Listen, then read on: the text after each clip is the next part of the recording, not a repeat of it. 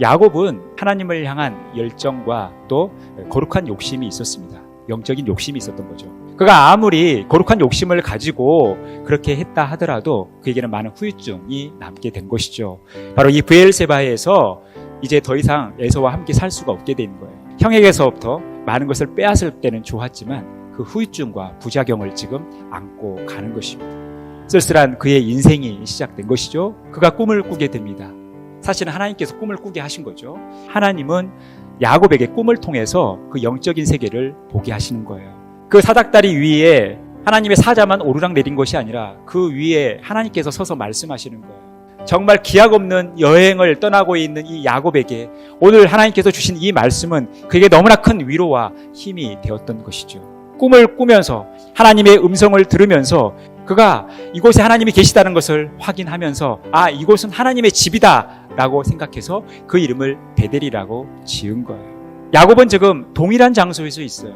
그런데 그 한 곳이 그곳으로 막연한 곳에서 특정한 곳으로 바뀌었다라는 것입니다. 야곱이 불편하게 잠을 청하고 있는 어떤 막연한 곳이 하나님이 함께 계시는 베델, 하나님의 집, 하나님의 문이 된 것입니다. 하나님의 임재와 하나님의 이 성취될 언약의 말씀이 있었기 때문에 그곳은 하나님의 집, 베델이 될 수 있었던 것입니다. 우리의 일상생활에서 그냥 늘 평범하게 반복적으로 이루어지는 현장이기도 하지만 그곳에 하나님의 임재가 있고 또 하나님의 성취될 약속의 말씀이 있을 때 그곳은 하나님의 집이 될 수 있다는 거예요. 야곱이 경험하고 있는 이 베델, 하나님의 임재, 또 반드시 성취될 언약의 말씀이 가리키고 있는 것은 바로 예수 그리스도라는 거예요. 우리의 중보자가 되셔서 우리를 위하여 하나님의 약속의 말씀을 다 이루신 예수 그리스도가 바로 베델의 실체라는 것입니다. 결국 우리가 베델을 경험한다는 것은 우리가 예수님과 늘 동행하는 삶을 의미하는 거예요.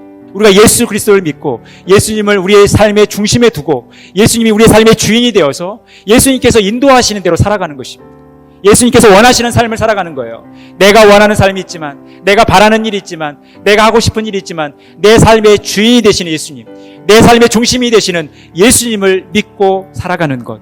그래서 예수님께서 주신 말씀들을 기억하며 살아가는 것. 여러분, 이것이 우리가 베델을 경험하는 삶이라는 것입니다.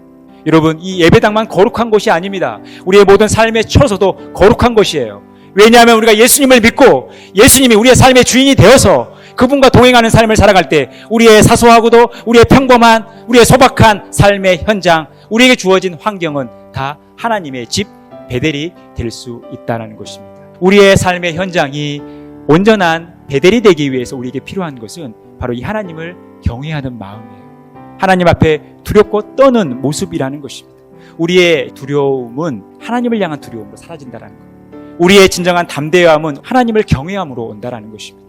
우리의 내면까지 지켜보시는 하나님, 우리의 생각을 다 알고 계시는 하나님, 그 하나님 앞에 우리가 거룩한 두려움, 하나님을 경외하는 마음을 가지고 살아갈 때 우리의 환경이 또 사람이 우리에게 주는 그 두려움을 능히 이겨낼 수 있는 담대함이 찾아올 수 있다는 것입니다. 날마다 하나님을 경외하는 마음으로 담대한 신앙생활을 할 수 있는 위대하신 하나님의 능력을 경험하는 저와 여러분의 복된 삶이 되어지기를 간절히 축원합니다.